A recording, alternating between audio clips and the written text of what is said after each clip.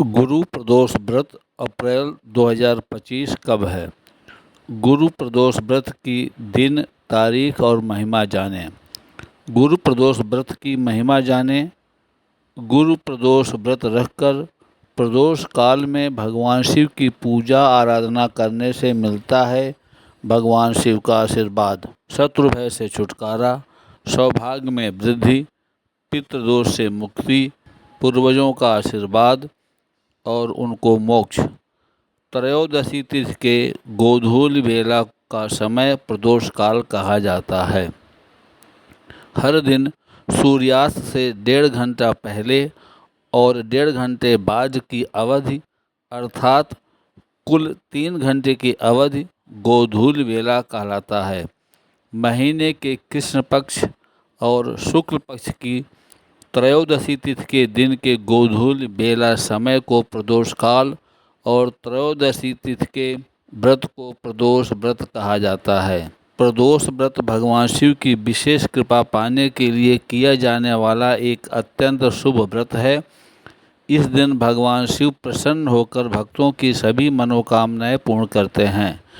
गुरु प्रदोष व्रत पर भगवान शिव की पूजा का शुभ मुहूर्त त्रयोदशी तिथि 9 अप्रैल बुधवार की रात 22:58 पर शुरू होगी और इसका समापन 10 अप्रैल दिन गुरुवार को सूर्यास्त 18:43 पर है। इसलिए 10 अप्रैल दिन गुरुवार को पड़ने के कारण यह प्रदोष व्रत गुरु प्रदोष व्रत होगा और पूजा का शुभ मुहूर्त शाम 18:43 से 20:59 तक रहेगा। गुरु प्रदोष व्रत पारण 11 अप्रैल को सूर्योदय 6 बजे है, इसके बाद करें।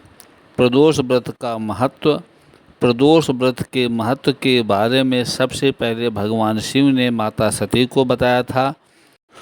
उसके बाद सूत जी को इस व्रत के बारे में महर्षि वेद व्यास जी ने सुनाया, जिसके बाद सूत जी ने गंगा नदी के तट पर शौनक आदि ऋषियों को बताया।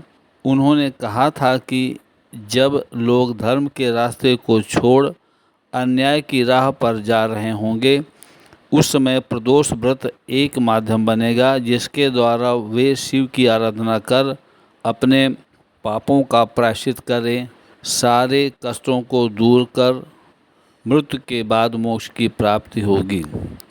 प्रदोष व्रत कथा समुद्र मंथन और भगवान शिव द्वारा हलाहल विष पीने से जुड़ी है। अमृत या जीवन का अमृत पाने के लिए देवताओं और असुरों ने भगवान विष्णु की सलाह पर समुद्र मंथन शुरू किया। इस समुद्र मंथन में कीमती रत्न, आभूषण इत्यादि देवताओं और असुरों के द्वारा प्राप्त किया गया। साथ ही अमृत और हलाहल विष प्राप्त हुए। यह हलाहल विष इतना ज़्यादा जहरीला और ख़तरनाक था कि पूरे ब्रह्मांड को नष्ट कर सकता था। इसलिए ब्रह्मांड की रक्षा हेतु भगवान शिव ने इस हलाहल विष को अपने कंठ में धारण कर लिया। राक्षसों और देवताओं ने समुद्र मंथन जारी रखा और अंततः चंद्र पखवाड़े की 12वें दिन उन्हें अमृत मिला।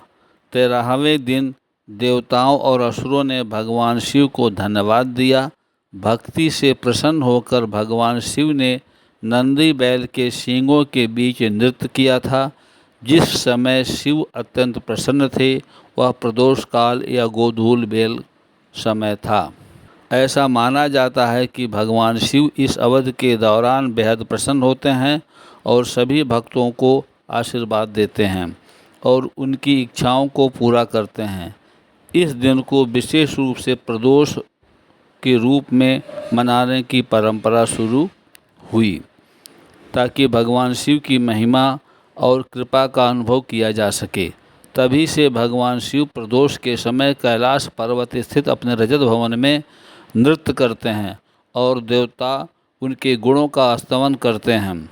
यह समय शिव कृपा पाने का अति पावन और शुभ समय होता है।